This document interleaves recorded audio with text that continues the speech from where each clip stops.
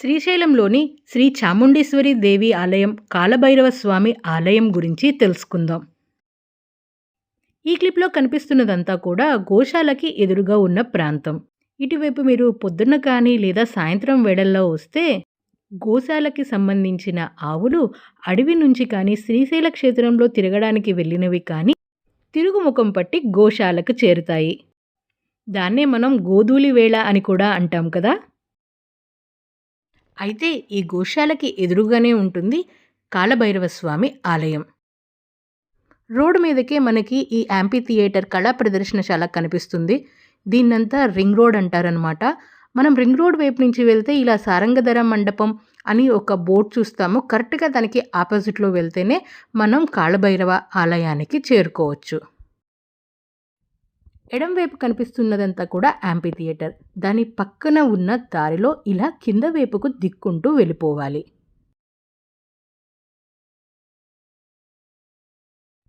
శ్రీశైలంలో ప్రధాన దేవాలయం, పెద్ద పెద్ద సత్రాలు, పెద్ద రింగ్ రోడ్ నుంచి వచ్చిన తర్వాత మనం ఇలా ఈ చిన్న బోర్డ్ కింద నుంచి లోపలికి ఎంటర్ అవుతామన్నమాట.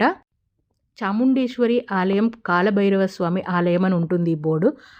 దాని నుంచి ఆ బోర్డ్ నుంచి కొంచెం లోపలకు వెళ్ళగానే చాలు మనం చాలా అడవిలోకి వెళ్ళిపోయామా అన్నంత ఫీలింగ్ వచ్చేటట్టుగా చాలా పెద్ద పెద్ద వృక్షాలు, ఎన్నో సంవత్సరాలంటే ఎన్నో ఏళ్ళు కలిగిన పెద్ద పెద్ద వృక్షాలు గుబురుగా ఉండి ఒక డిఫరెంట్ ఫీలింగ్ కలుగుతుంది. అదే ఉదయం వేళ కానీ లేదా సాయంత్రం వేళ అంటే పక్షులు గూటికి చేరే వేళల్లో వెళ్తే కనుక పక్షుల కిలకిల రావాలతో ఈ ప్రదేశం అంతా ప్రకృతి ప్రేమికులకు ఎంతగానో నచ్చే విధంగా ఉంటుంది. నల్లమల్ల అడవుల్లో కొండల మీద పడిన వర్షం కానీ లేదా అక్కడ చిన్న చిన్న పాయలుగా వచ్చే నీరంతా కూడా ఇక్కడ వచ్చి చేరుతాయి. దీన్నే క్యాష్మెంట్ ఏరియా అంటారు.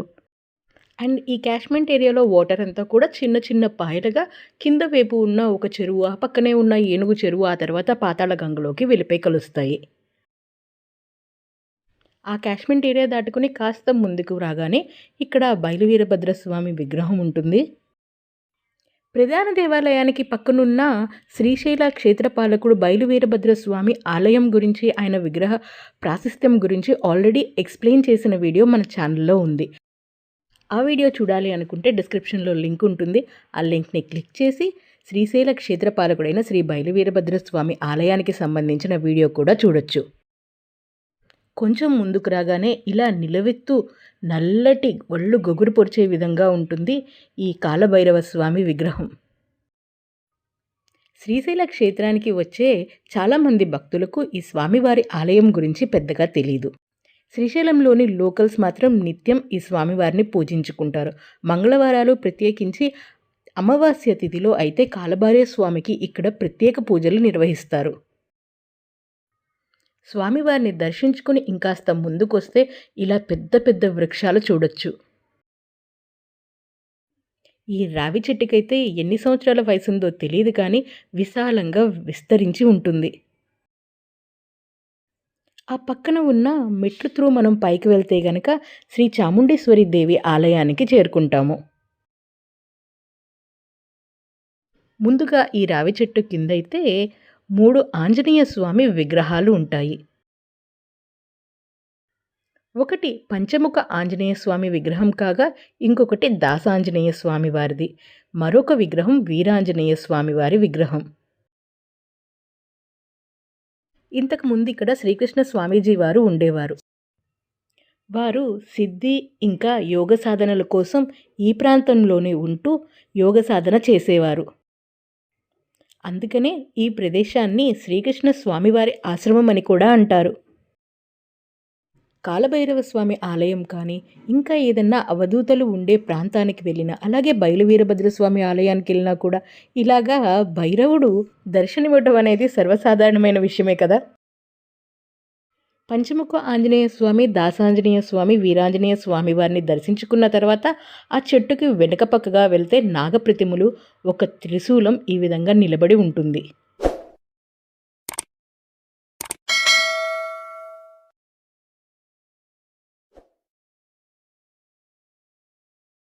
ఈ ముందు ఉన్న ప్రాంగణం అంతా కూడా పాండవుల గృహలు అంటారు. ఇక్కడ ఎవరైనా యాగాలు లాంటివి చేయించుకోవాలన్నా కూడా చిన్న ఏర్పాటు చేయబడింది. ఆ ఎదురుగా ఉన్న గుహనే పాండవ గృహ అంటారు. ద్వారానికి ఇరుపక్కల దేవతల విగ్రహాలు ఉంటాయి. ఇంతకుముందు మనం మాట్లాడుకున్న శ్రీకృష్ణ స్వామివారి ఫోటో కూడా ఉంది ఇక్కడ.